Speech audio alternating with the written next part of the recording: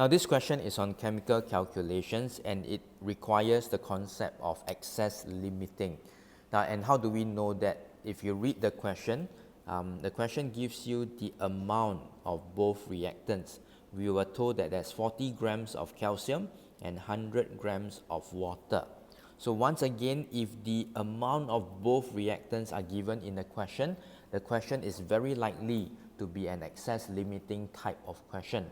So when you're given the excess limiting type of question, the very first thing that you need to do is to find out which reactant is limiting and which reactant is in excess. So how do we do that is that we must first convert the masses into number of moles. So we need to find number of moles of calcium, which is actually equals to 1. And then we need to find the number of moles of water, which is equals to around 5.56 moles. Okay, once we have found the number of moles of both reactants present, you need to find the number of moles of one of the reactants needed. So for example, if we choose calcium, okay, there's 1 mole of calcium. So we need to find out then for 1 mole of calcium, the number of moles of water needed to react away the calcium is actually 2 moles. Now how do we get 2 moles? It's because of the reacting ratio. 1 mole of calcium reacts with 2 moles of water. So by comparing the number of moles of water present and the number of moles of water needed, you would realize that there is more than enough water present, meaning water is in excess, and then calcium is limiting. Now, there's another important concept that's needed to solve this question, which is this. When we have a reaction that's conducted in solution, the mass of the reacting mixture before and after the reaction would be the same. Okay, this is known as the law of conservation of mass.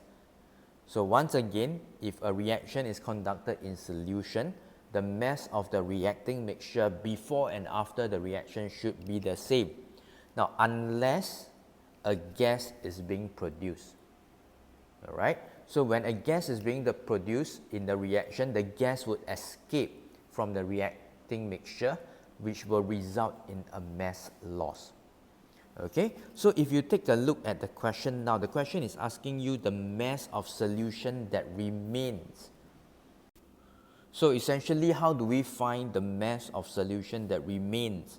Is to take the total initial mass of reactants, meaning the mass of calcium and mass of water, minus the mass of gas that has escaped. Now in this reaction, the gas that we are looking at is hydrogen.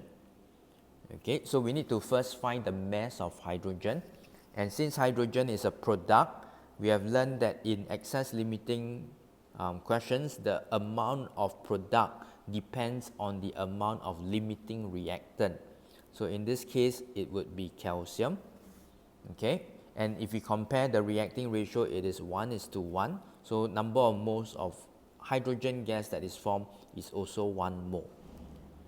Next, we need to find the mass of hydrogen gas. Remember, it is just number of moles times molar mass, which is 2, so 2 grams.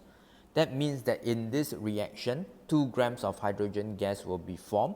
And remember, once a gas is formed, it will escape from the reacting mixture. Okay, so the mass of your remaining solution is actually the initial mass, which is 140, minus 2, which is 138 grams. So it's very important to remember this when you see a reaction producing a gas and the question asks you for the remaining mass. All you need to do is to find the mass of the gas that is produced, and then you take the initial mass minus the mass of the gas to find the mass of the remaining solution.